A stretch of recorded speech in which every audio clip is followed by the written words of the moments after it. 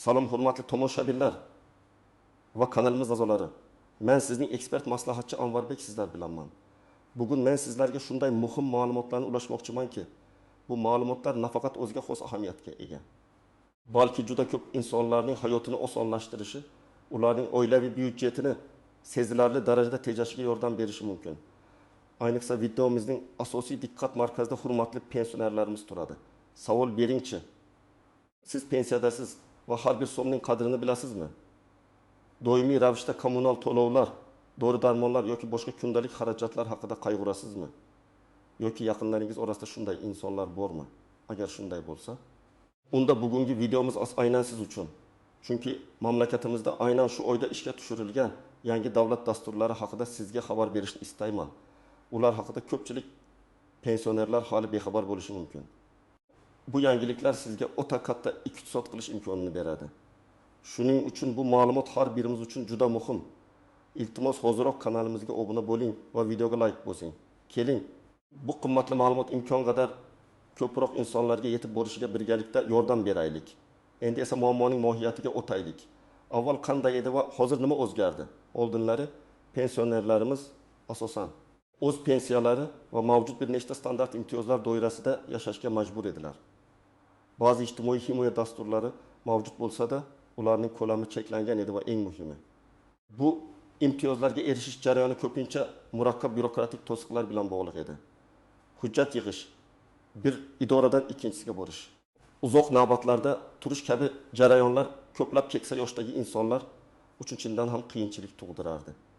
Ko'pincha keksalarimiz bu murakkabliklar tufayli o'zlariga tegishli imtiyozlardan foydalana olmay qolishardi. Kommunal xizmatlar, ayniqsa isitish mavsumida gaz va elektr energiyasi uchun to'lovlar, shuningdek dori-darmon xarajatlar oilaviy byudjetning katta qismini tashkil etardi. Bu esa afsuski ko'plab pensionerlar uchun doimiy tashvish manbai bo'lib kelgan. Lekin hozir vaziyat tubdan o'zgardi. Hukumatimiz ushbu qiyinchiliklarni tan olib, aynan shu oyda bir qator yangi va kengaytirilgan qo'llab-quvvatlash mexanizmlarini joriy qildi. Bu dasturlar faqat kichik o'zgarishlar emas, balki ijtimoiy yordam ko'rsatish tizimida sezilarli silishni anglatadi. Ularning asosiy maqsadi imtiyozlarga kirishni soddalashtirish, byurokratik qiyinchiliklarni kamaytirish va pensionerlarning eng dolzarb moliyaviy yukini bevosita yengillashtirishdir. Endi ular nafaqat ko'proq yordam olishlari mumkin, balki bu yordamga erishish jarayoni ham ancha osonlashdi.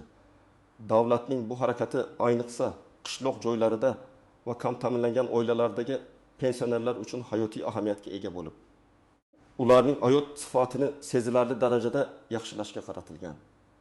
Bu shunchaki biror kichik moslama emas, balki pensionerlarimiz uchun haqiqiy yengillik, ularning farovonligini ta'minlashga qaratilgan muhim qadamdir. Endi esa asosiy qismga o'tamiz. Bu yangi dasturlarni batafsil ko'rib chiqamiz.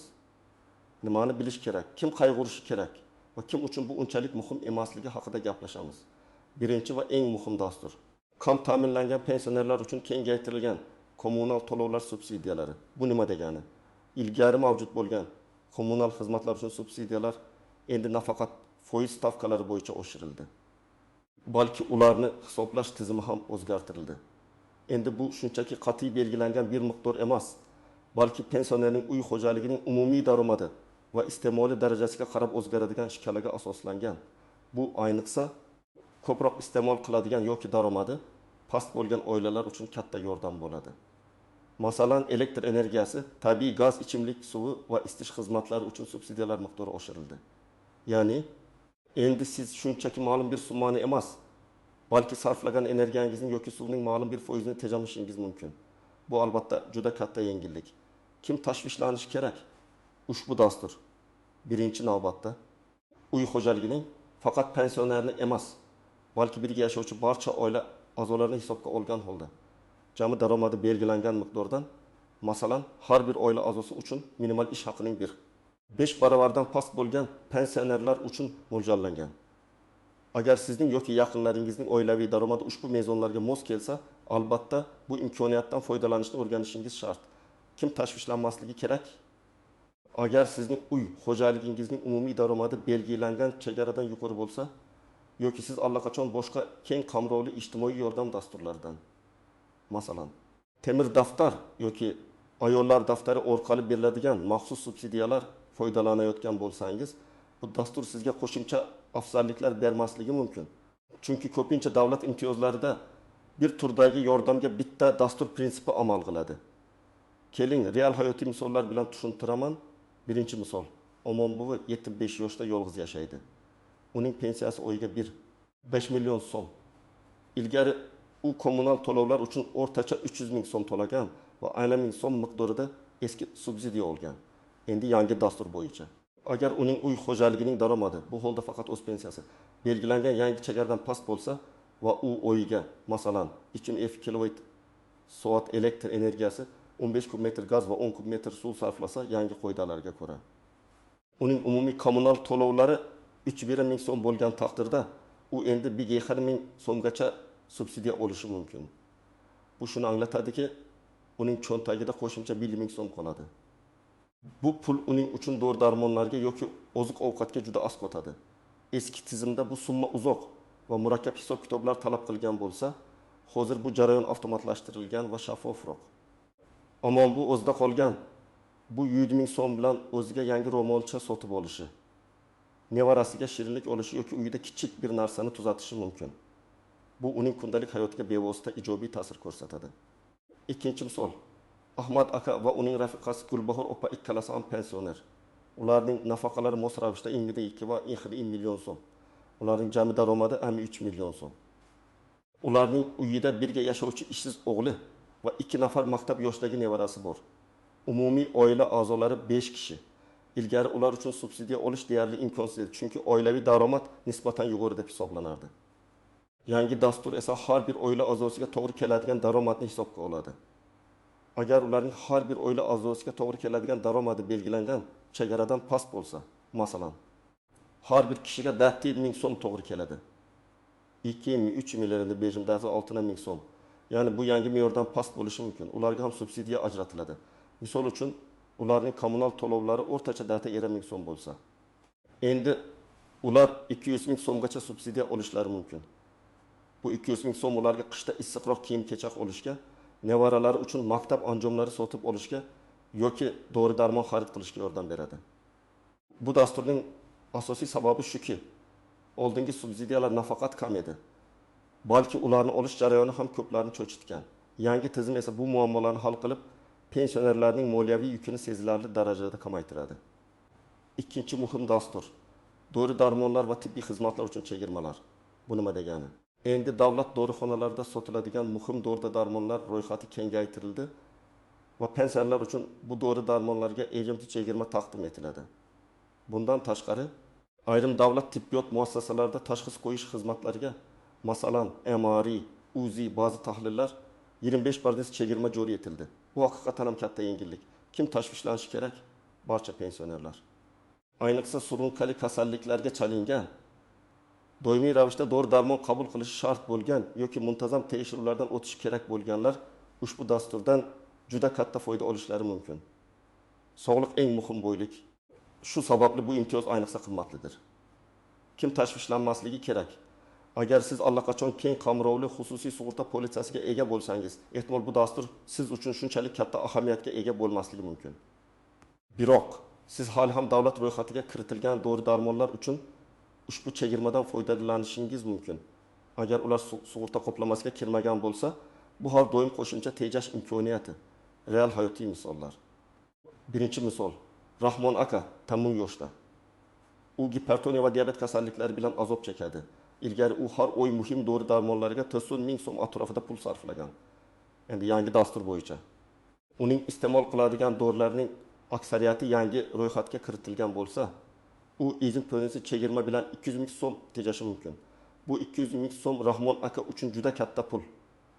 U bu mablag'ga o'ziga yangi kiyim olishi, uyiga biror zarur narsani sotib olishi yoki nevaralariga yordam berishi mumkin. Eng muhimi, u dori-darmonlar uchun pul topish tashvishidan xalos bo'ladi. Bu uning sog'lig'ini saqlashga to'g'ridan-to'g'ri ta'sir ko'rsatadi. Chunki moliyaviy qiyinchiliklar tufayli dori sotib olishni kechiktirishga majbur bo'lmaydi. Ikkinchi misol. Fotima opa 68 yoshda titsasida og'riqlar bor va shifokor MRI tekshiruvi o'tishni tavsiya qilgan. Xususiy klinikalar bu xizmat uchun ilmigul 2 million so'm talab qilmoqda. davlat klinikalarida yangi chegirma dasturi bo'yicha U25 chegirma bilan xuddi shu xizmat uchun 900 ming so'm to'laydi. Bu 3 ming so'mlik farq Fotima opa uchun muhim ahamiyatga ega. Bu pul unga boshqa tibbiy xizmatlar uchun yoki sog'lom ovqatlanish uchun kerak bo'ladi. Bu dastur tufayli ko'plab pensionerlar zarur diagnostikadan o'tish imkoniyatiga ega bo'ladilar. Bu esa o'z navbatida kasalliklarni erta aniqlash va samarali davolash imkonini beradi. Oldinlari yugurib dori-darmon narxlari va diagnostika to'lovlari ko'plab pensionerlar uchun muhim tibbiy yordamga to'siq bo'lgan. Ushbu dasturning joriy etilishi natijasida pensionerlarimizning sog'lig'i yaxshilanadi. Ularning cho'ntagidan chiqadigan xarajatlar kamayadi va umuman olganda jamiyatimizdagi keksa avlodning sog'lom turmush tarzi qo'llab-quvvatlanadi. Endi esa ushbu dasturlar bilan bog'liq bo'lgan istisnolar, tuzoqlar va noaniq nuanslar haqida gaplashamiz. Bularni bilish sizga yo'l qo'ymasligingiz kerak bo'lgan xatolardan qochishga yordam beradi. Birinchi nuans uy xo'jaligi daromadi degan atamaning mohiyati. Ko'pchilik faqat o'z pensiyasini hisobga oladi. Yo'q, bu xato. Uy xo'jaligi daromadi bu. Siz bilan bir uyda ro'yxatdan o'tgan barcha oila a'zolarining umumiy daromadidir. Bu sizning pensiyangiz, ishlaydigan farzandingizning maoshi, hatto oila a'zolaridan birining boshqa manbalardan oladigan daromadi ham hisobga olinadi. Nima uchun bu muhim? Chunki subsidiya berilishida aynan shu umumiy daromad mezon sifatida qabul qilinadi. Agar siz faqat o'zingizning pensiyangizni hisobga olsangiz va ariza topshirsangiz, keyinchalik rad javobini olishingiz mumkin. Chunki umumiy daromad chegaradan oshib ketgan bo'lishi mumkin. Shuning uchun ariza berishdan oldin barcha oila a'zolarining daromadlarini aniq hisoblab chiqish juda muhimdir. Ikkinchi nuans, belgilangan muassasalar. Chegirmalar universal emas, ya'ni ularni hamma joyda ham qo'llash mumkin emas. Kommunal xizmatlar uchun subsidiyalar faqat belgilangan to'lov portallari orqali yoki mahallada tasdiqlangan tarzda amalga oshiriladi. Dori-darmonlar uchun chegirmalar faqat davlatga qarashli dorixonalarda amal qiladi. Diagnostika uchun chegirmalar esa aniq belgilangan davlat klinikalarida taqdim etiladi. Siz qaysi dorixonalar va qaysi klinikalar bu dasturga kiritilganligini aniq bilishingiz kerak. Aks holda siz chegirma olish umidida xususiy dorixonaga yoki klinikaga borsangiz, afsuski rad javobini olasiz va pulingizni to'liq to'lashingizga to'g'ri keladi. Bu esa siz uchun kutilmagan xarajat bo'lishi mumkin. Uchinchi nuans ariza topshirish muddatlari va qayta baholash. Bu imtiyozlar doimiy emas. Ba'zi dasturlar har yili qayta ariza topshirishni yoki ma'lum bir muddatdan so'ng, masalan 6 oy yoki 1 yil qayta ko'rib chiqishni talab qiladi. Imtiyozlarni yo'qotishga olib kelishi mumkin. Shuning uchun ariza topshirganingizdan so'ng keyingi qadamlar va muddatlar haqida aniq ma'lumot olishingiz shart. Misol uchun, kommunal xizmatlar uchun subsidiya odatda 1 yil muddatga beriladi va keyin uni yangilash talab qilinishi mumkin. 4-nuans raqamli bo'shliq. Afsuski, ko'plab pensionerlar kompyuter va internetdan foydalanish bo'yicha yetarli ko'nikmaga ega emaslar. Yangi ariza jarayonlari ba'zan onlayn portallar yoki elektron hukumat xizmatlari orqali amalga oshirilishini talab qilishi mumkin. Bu esa keksalar uchun jiddiy to'siq bo'lishi mumkin. Hukumat bu muammoni hal qilish uchun maxsus markazlar, masalan, davlat xizmatlari markazlari va mahallalarda yordam ko'rsatish punktlarini tashkil etgan. Bu yerda sizga onlayn ariza topshirishda yordam beriladi. Shuning uchun, agar siz texnologiyadan uzoq bo'lsangiz, yordam so'rashdan cho'chimang. 5-nuans imtiyozlarni bir-biriga qo'shish. Siz kommunal subsidiya hamda alohida uy-joy yordami olishingiz mumkinmi?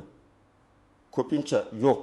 Chunki davlat dasturlarida bir toifadagi yordamga bitta dastur qoidasi amal qiladi. Bu 2 marta foydalanishning oldini olishga qaratilgan. Masalan, agar siz allaqachon uy-joy uchun maxsus subsidiya olayotgan bo'lsangiz, kommunal to'lovlar uchun alohida subsidiya olish imkoniyatingiz cheklanishi mumkin. Shuning uchun ariza berishdan oldin mavjud imtiyozlaringiz bilan yangi dasturlar qanchalik mos kelishini aniqlashtirib oling. 6-nuans, dori-darmonlar uchun mayda yozuvlar. Dori-darmonlarga chegirmalar ro'yxati aniq belgilangan. Ya'ni hamma dori-darmonlar ham chegirma ostiga kirmaydi. Pensionerlar chegirma beriladigan dorilar ro'yxatini sinchiklab tekshirishlari kerak. Bu ro'yxatni siz davlat xizmatlari markazlaridan, davlat dorixonalardan yoki shifokoringizdan so'rab bilishingiz mumkin. Ba'zan shifokor sizga tavsiya qilgan dori bu ro'yxatda bo'lmasligi mumkin.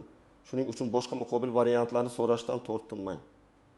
Endi esa eng muhim qism amaliy maslahatlar. Siz nima qilishingiz kerak? Ayni qadamlar, qayerga borish, qanday hujjatlarni to'plash va nima yozish kerakligi haqida to'liq ko'rsatmalar. Birinchi qadam hujjatlarni to'plang. Sizga quyidagilar kerak bo'ladi.